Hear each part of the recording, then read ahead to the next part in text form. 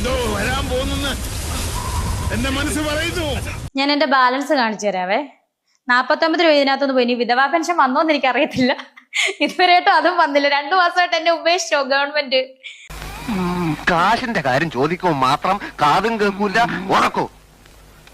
മണ്ണ് വാരിയടിക്കും ഞാൻ വായില്. വിധവാ പെൻഷൻ എങ്കിലും തരണേ. ഞാൻ വേറെ കെട്ടിയിട്ടില്ല കേട്ടോ. ഇനി അവരോർത്തോ ഇനി ഞാൻ വേറെ കെട്ടിയെന്ന് ഓർത്ത് ഇനി തരാത്താണോന്നും അറിയത്തില്ല. എന്തെങ്കിലും ആവശ്യം ഉണ്ടെങ്കിൽ പറഞ്ഞാൽ മതി. പിന്നെ ആകെ ഉള്ള സമാധാനം ഏത് കാര്യത്തിനിറങ്ങിയാലും ലോക തോൽവി കണ്ടാലറിയാം. ബാലൻസ് 950. ഇത് എത്രയാ? 951 എന്നതാ വായിക്കുന്നത്. 951 951 രൂപ എന്നാണോ വായിക്കുന്നത്? 8 രൂപ 8 പൈസയോ ഇങ്ങനെയാണോ? അറിഞ്ഞില്ല, ഇത് ഞാൻ അറിഞ്ഞില്ല.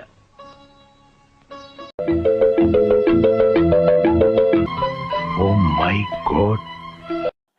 ഐശ്വര്യ പറയൂ, ഇതാണ് എന്റെ സമ്പാദ്യം. സോറി കുഴപ്പമില്ല. അയ്യേ ഐശ്വര്യ അവളോ?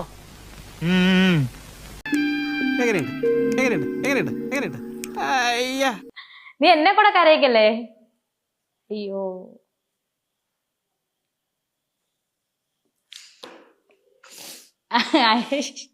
എന്തൊക്കെയാ നടക്കുന്നേ?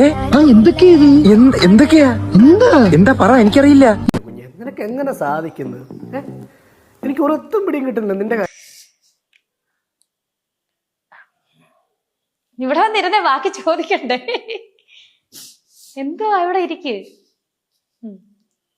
സോറി കേട്ടോ ഐശ്വര്യ, ഞാൻ കരയിച്ച്. അത് ശരിയാ, അത് ശരിയാ. പൊന്നോ ഒടുക്കത്താ. പിന്നെ ഞാൻ മനഃപൂർവ്വം കരയിച്ചതല്ല. ഞാൻ കുട്ടിയെ കരയിക്കാൻ പറഞ്ഞല്ല. നമ്മള് സത്യസന്ധമായിട്ടുള്ള കാര്യം നമ്മൾ പറയണല്ലോ. നമ്മളെ പറ്റി തെറ്റിദ്ധരിച്ചവർക്കിടയിൽ നമ്മൾ പറയണല്ലോ. അതുകൊണ്ട് പറഞ്ഞ കുട്ടി കരഞ്ഞു. അത് ശരിയാ, അത് ശരിയാ. എങ്ങനെ ഇരിക്കണം?